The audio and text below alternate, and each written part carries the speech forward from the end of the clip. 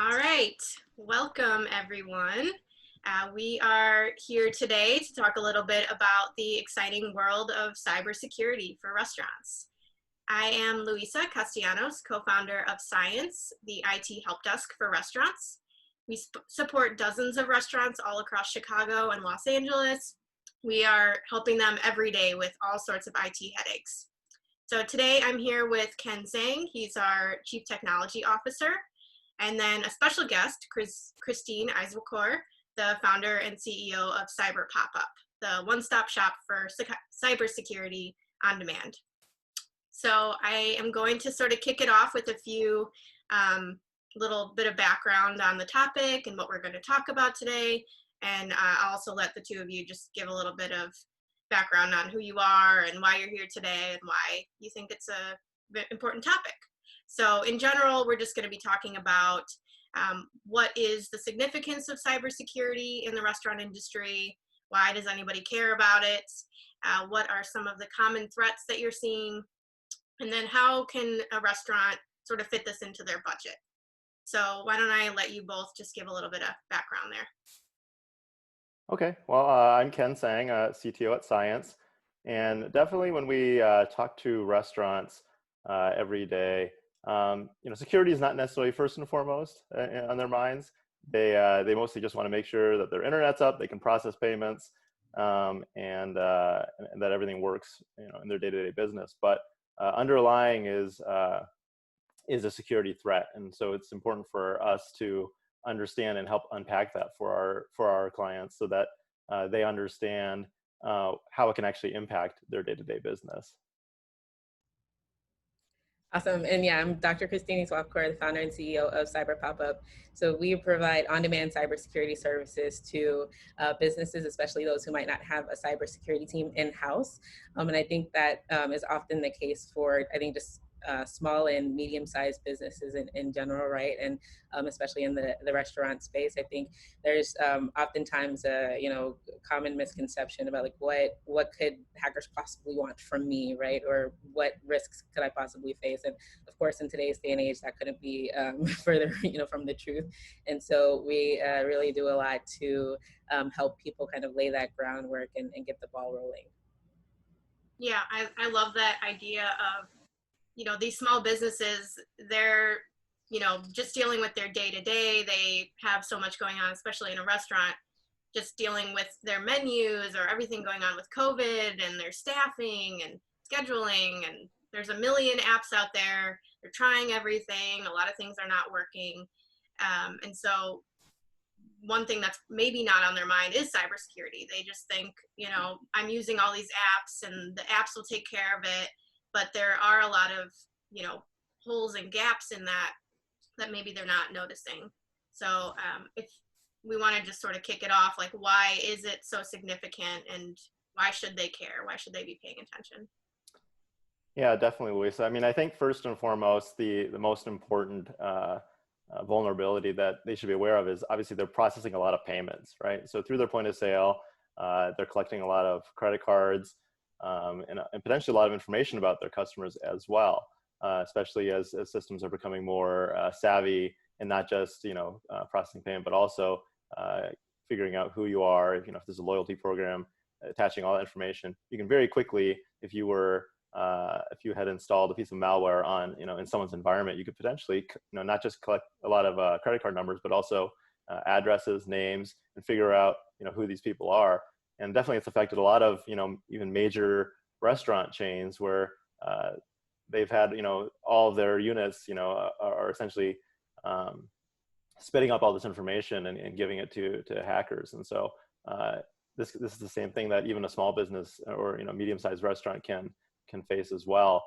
And so it's a matter of figuring out how do we ensure that we have the right checks in place so that even small businesses are not vulnerable, because they have all this information that hackers do want and can use.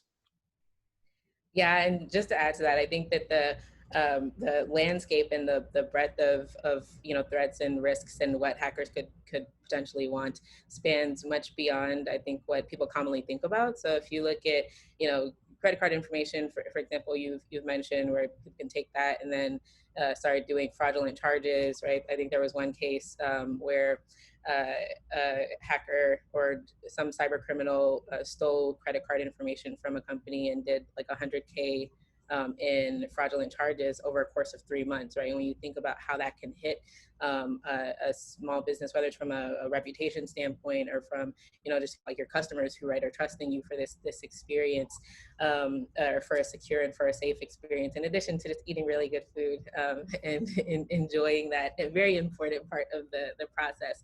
But there's other examples, like there was a case where employee W-2s were stolen and used for identity theft, right? Restaurants and hospitality organizations tend to have loyalty programs, which a lot of people don't realize is almost a form of currency in some cases, where you can use that and redeem it for other things. And so there's all kinds of things on the dark web of people selling loyalty points and like using that to get creative and buy other things. I mean, I could go on and on. Ransomware is another one, right, where there's people don't realize that, like, even the human element of like employees and what they click on, everybody's moving very quickly, right? Especially in today's day and age, where a lot of people are either remote or using technology that they might not have used in the past, right? And so your marketing manager gets a email about Restaurant Week or something like that, and it turns out to be ransomware, right? And next thing you know, all of your systems are now locked up and they're asking you to pay money to open those up. We've seen cases like that too. And so I think just the variety of risks that are out there, there's often a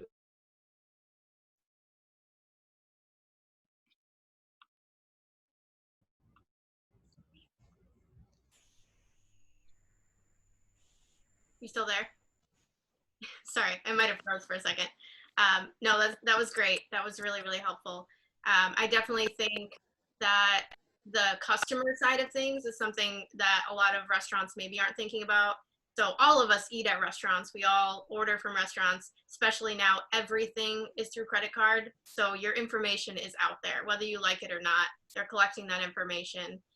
Can you talk a little bit about what, from the customer side of things, how restaurants should be interpreting, the ways that their customers are feeling?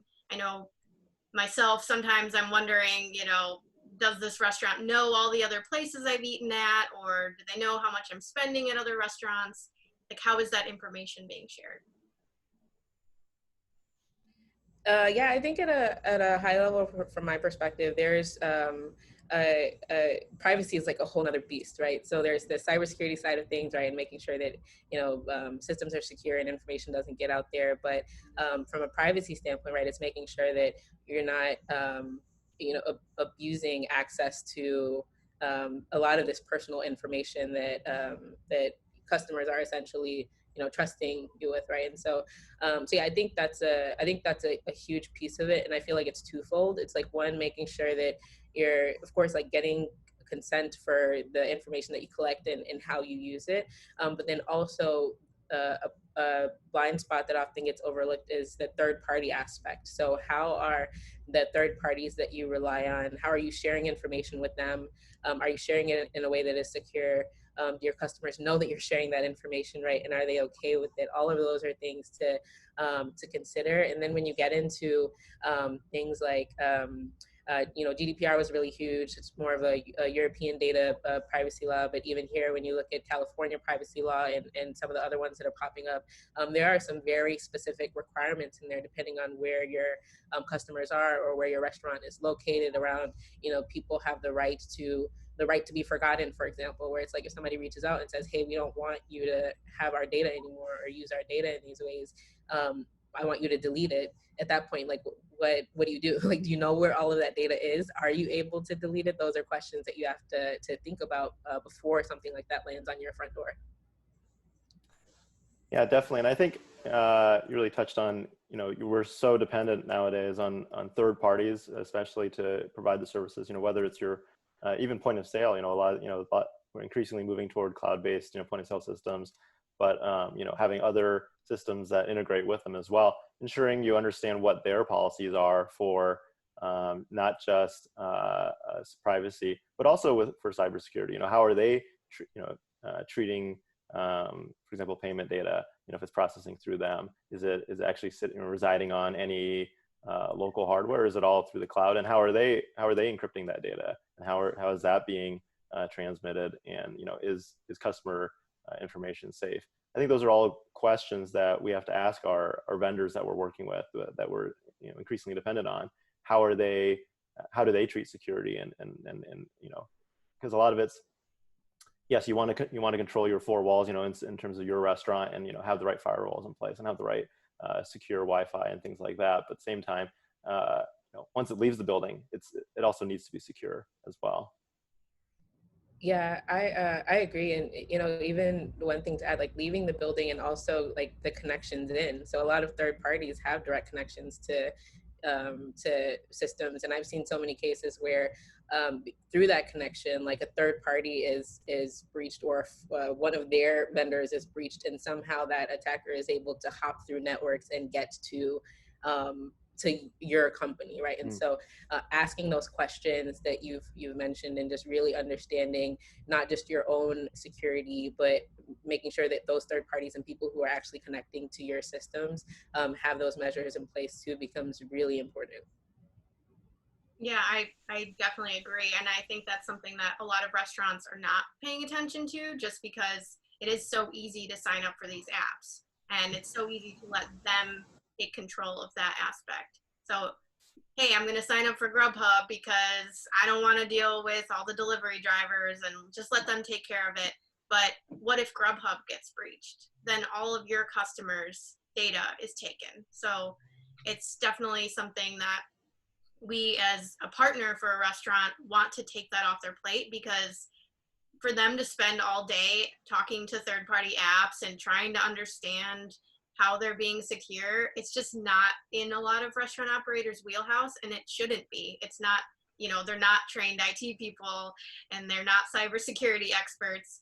And so, having a partner that does understand that is the next best thing. So that's, both of our missions, I think, is really just taking care of that so other people don't have to worry about it. Exactly. And we talked a little bit about like point of sale and the payment gaps. I know we primarily work with some of the top point of sale companies that have an integrated payment processor.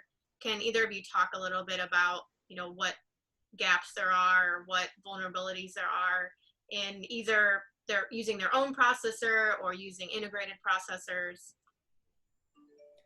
I know we touched on it, but. Yeah, well, I think certainly, as POS has progressed, with integrated processors, it's just one less piece to worry about. You do have to be concerned that how they're transmitting that data, but at least it's, with older point of sale systems, oftentimes the credit card data would just all be batched and saved onto the local server, and then once a night that file, supposedly the data is encrypted, but it's sitting on a server on your on your premises, and then that data would be transmitted to a third-party processor at the end of the night in a batch. And so certainly with the payments going directly to a processor through some of these new cloud-based POS systems, it's one less area that they're vulnerable versus a file sitting on a server.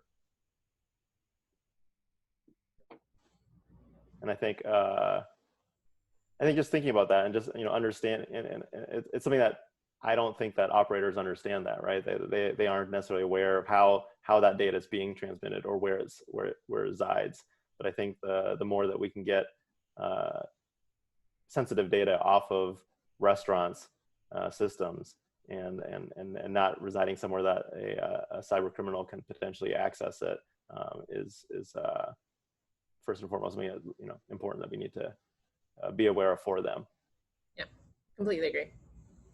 Is there anything that they should be more aware of with cloud-based point of sale versus on-premise point of sale? How has that shift changed the industry and how they're being secure? Yeah, so I'm happy to jump in. I think that it goes back to the point of knowing and managing your third parties, right? At the end of the day, I look at cloud environments as you're trusting your data and trusting this access and services with another third party, essentially, right? And so having all of those, asking all of those questions, and I think having the right checks in place. There are certain technologies that you can use. Of course, right, there's CASB, which is almost like a cloud-based version of like data loss prevention, to be able to really monitor, because you lose that visibility, right, and insight when you, in terms of monitoring and seeing what's going on if it's no longer in your environment. And so I think there's technology and tools that you can use to still get that same visibility now when you're in a cloud environment. But yeah, I think the fundamentally one of the biggest things, in my opinion, is making sure that you're really, understanding like this is a third party, and I need to make sure that I have all of the right, controls in place, like I would any other third party that I'm working with. Yeah, no, that makes perfect sense. And I think that's sort of a good segue into the last topic that I want to cover, just the idea of building a budget. Like, we know that this is important. We know that the restaurant operator maybe doesn't understand it very well. They've done a little research, but they're so busy with so many other things. How can they still be secure in an affordable way and have the right partners to take care of this stuff? Yeah, so I think from my perspective, you have to start somewhere, right? I think starting with the basics, like assessing your security posture and asking, whether you have those basics. Are you using firewalls? Are your networks segmented? Is sensitive data being encrypted? Is there Wi-Fi, right? Are your POS systems secure? Training and awareness, those are kind of the basics of security hygiene.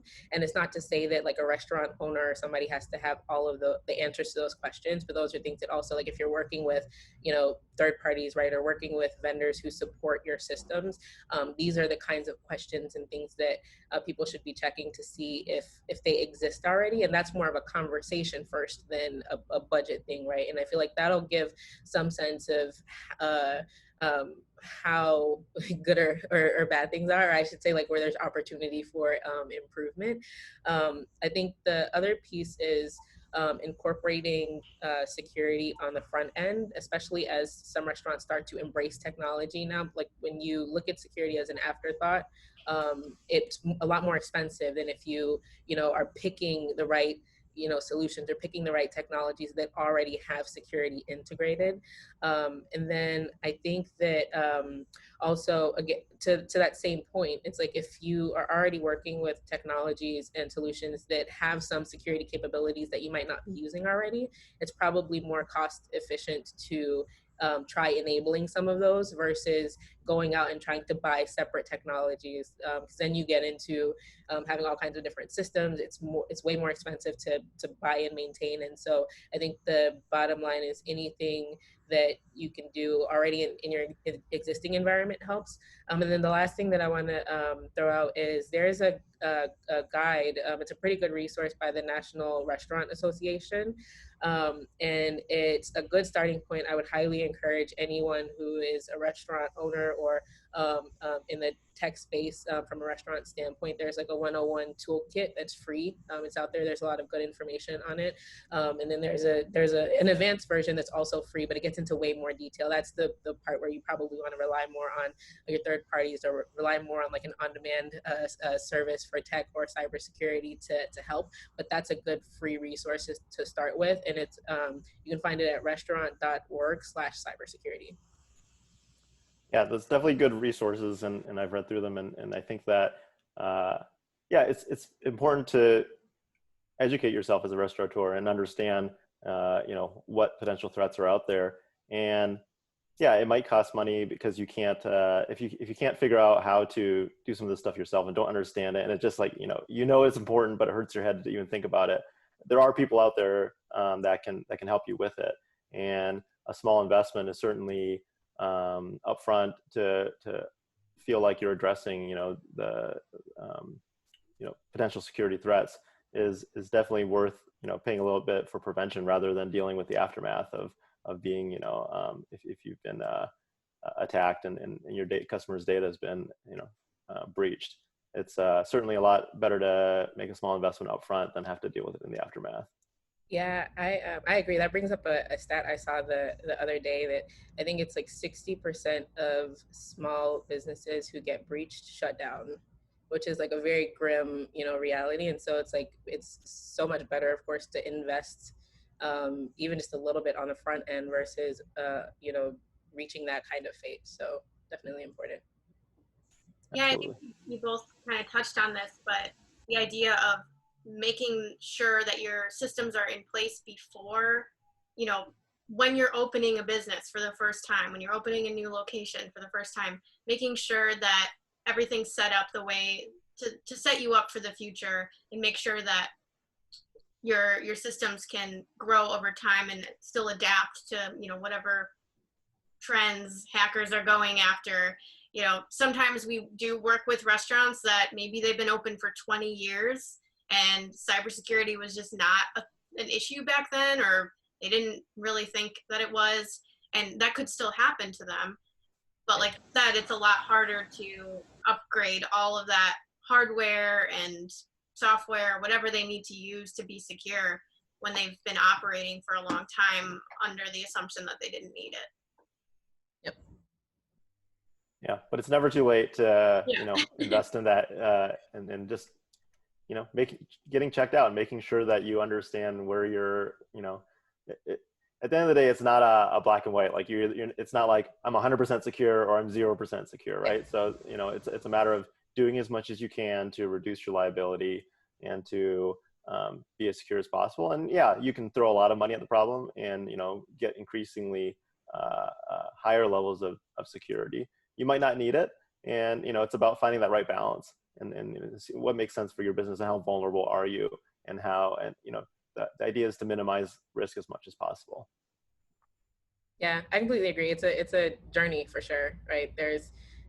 Hackers don't, wake up one day and decide, oh, I'm not going to do this anymore, right? Like it's a lucrative industry for them, and so they're constantly getting creative and evolving. And so I think as long as companies keep that in mind, right, and know that this is going to be a constant evolution, right? But if you get those fundamentals and get the basics down, like I think you knock out a significant portion of the problem, and then it's just kind of growth and continuous adapting from there.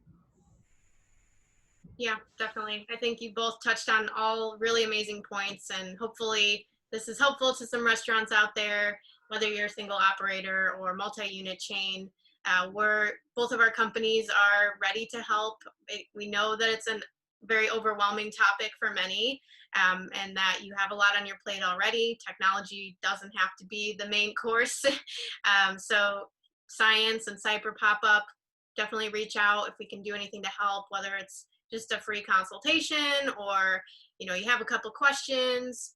Definitely reach out after this little session here, and even if you know somebody else, if you're not a restaurant operator, hopefully they can keep this information in their back pocket and be ready for the future. So thank you both so much. I will talk to you soon. All right, thank you. Thank you.